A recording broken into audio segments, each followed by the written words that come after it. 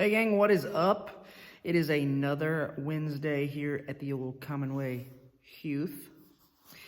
And we are jumping into our Christmas series this week called The Best Christmas Ever. So, without any further ado, enjoy this video from our friends at Orange, and I will see you on the flippity flop.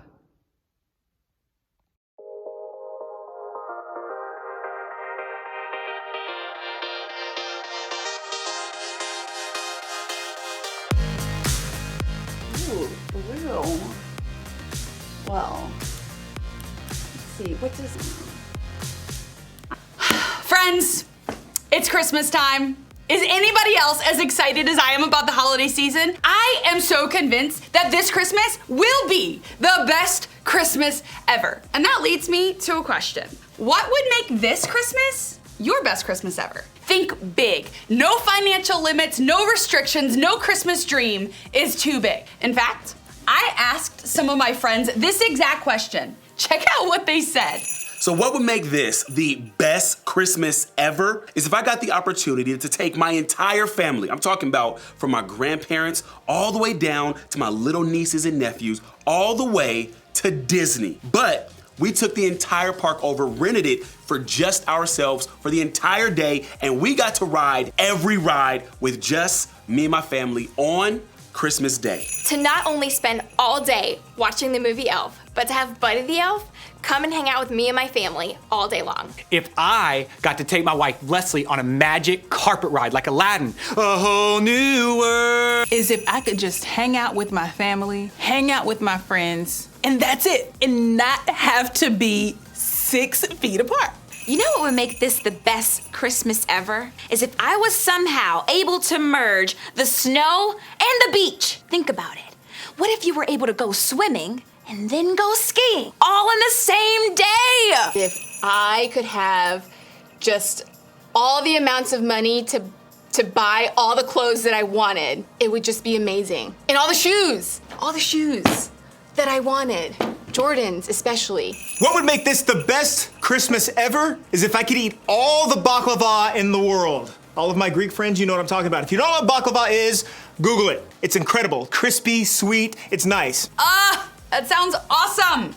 I want to be part of those Christmas celebrations, but let's be real.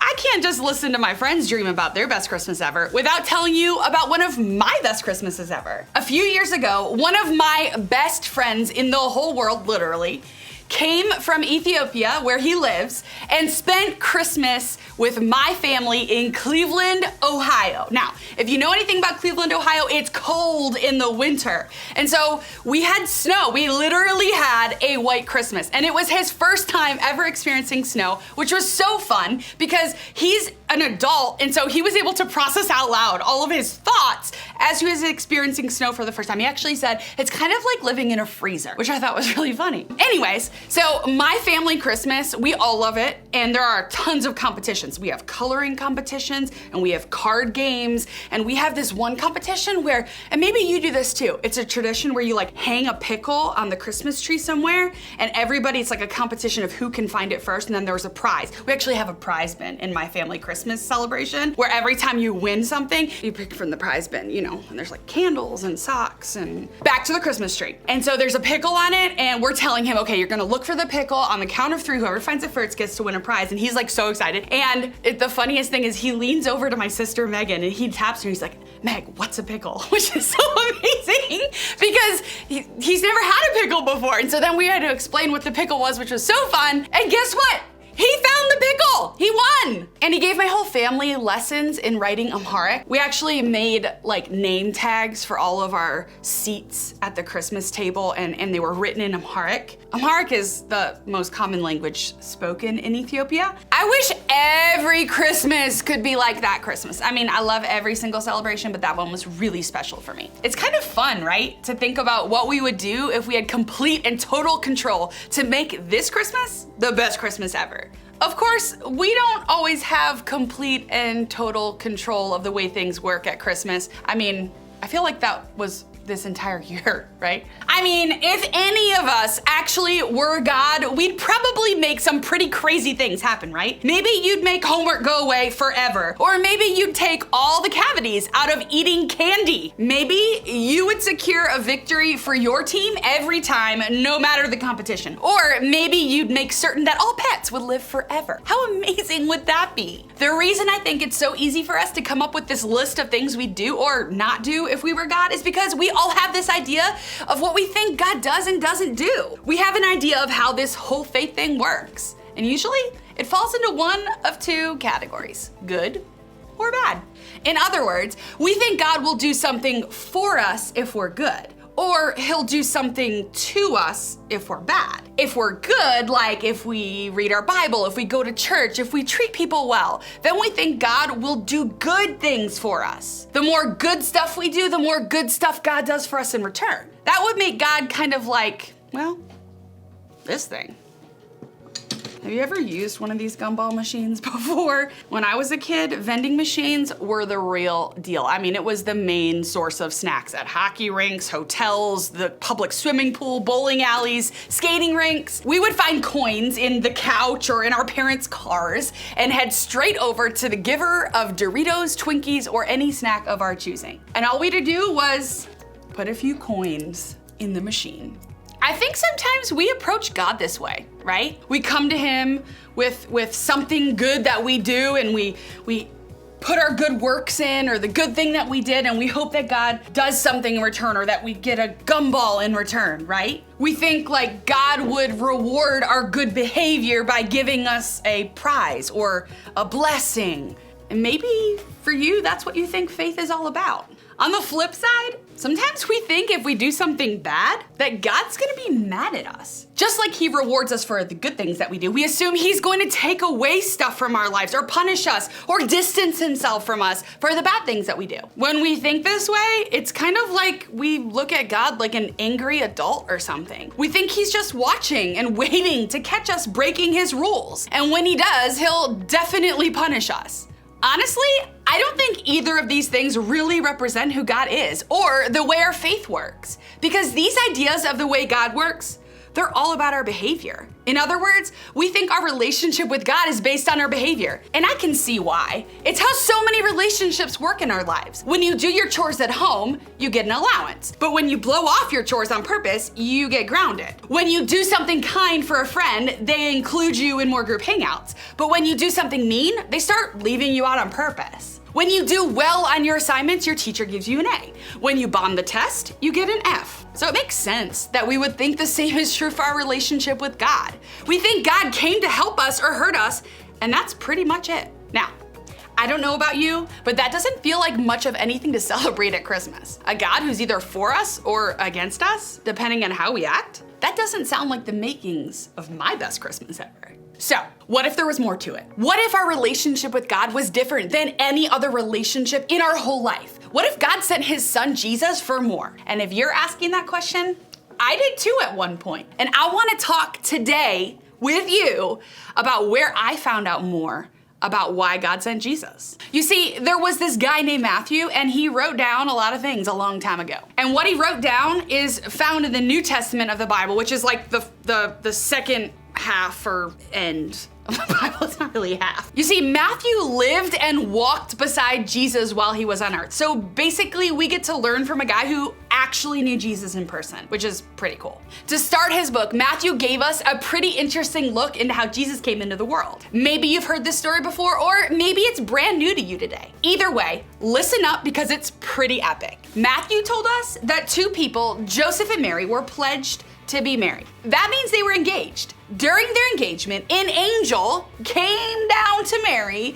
to tell her that she was pregnant and the child she was carrying was Jesus, the savior of the world. Now, Mary and Joseph, they weren't married yet, and to be pregnant and not married was a huge deal during this time. When Joseph found out about the baby, he planned to break it off with Mary. But he changed his mind after an angel came to him too. And what the angel told Joseph about the baby Mary was carrying can help us understand more about who God really is this Christmas. She will give birth to a son, and you are to give him the name Jesus, because he will save his people from their sins. All this took place to fulfill what the Lord had said through the prophet.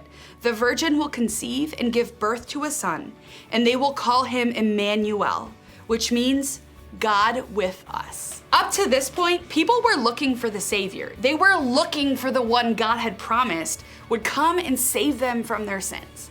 And I think, just like us, they had a lot of different ideas about what he'd be like. Maybe they thought he would come as a king with lots of applause and celebration. Or maybe they thought he would come as a mighty warrior and save them from everyone who was against them. Or maybe they thought he would come riding in on a cloud of smoke or something so glorious that there would be no doubt he was God. But what really happened? God came in a way that nobody expected. He came as a baby to a young, poor couple. No glamour, no celebration, no special attention. Just Jesus, quietly coming to earth to save us, to love us, to show us one really important thing that the angel reminded Joseph. God is with us.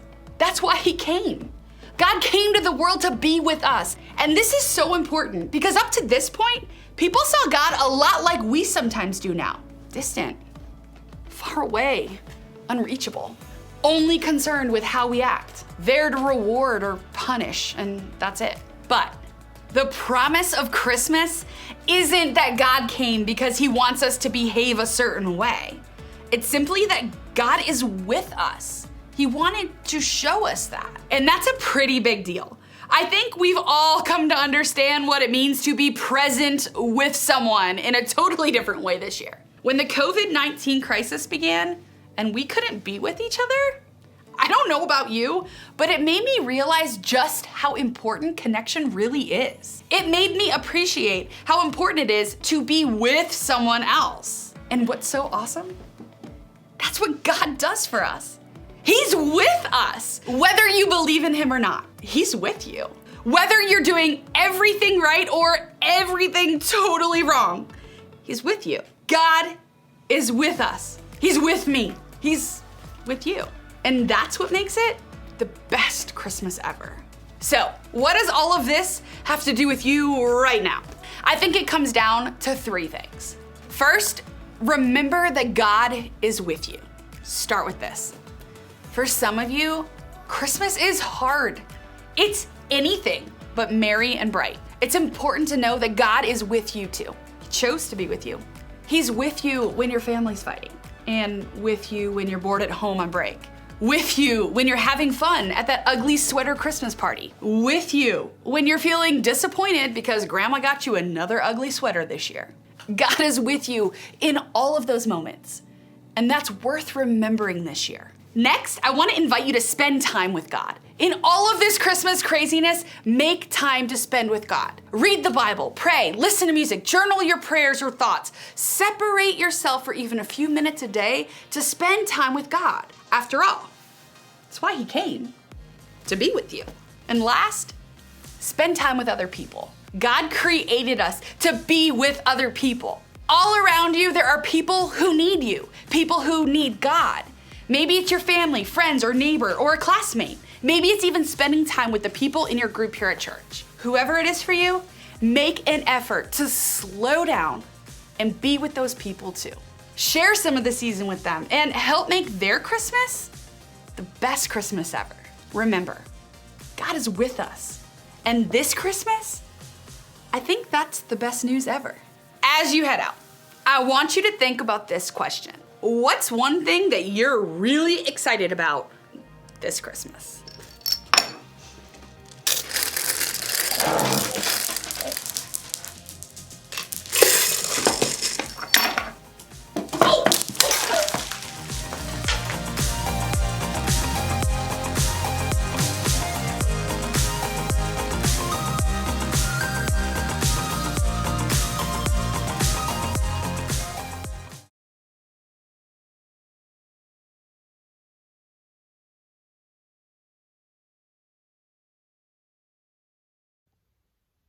Hey fam, what's good? I'm back. I love that video because it challenges me to think about my relationship with Jesus in a different way than I normally think about my relationships. I have to switch my frame of mind from thinking about them in a behavioral standpoint and come into this realm of thinking that God is always with me, and it doesn't matter what I do, he's always, always, always going to be here. So I hope that you'll join me in trying to keep that at the forefront of your mind as we walk through this series together. I'm excited for Christmas. It's going to be great. It's going to look different this year, but that's okay. I'm still pumped about it. So I will see you guys this weekend at small groups, and I hope that you guys are doing well. It feels like it's been forever. So see you then.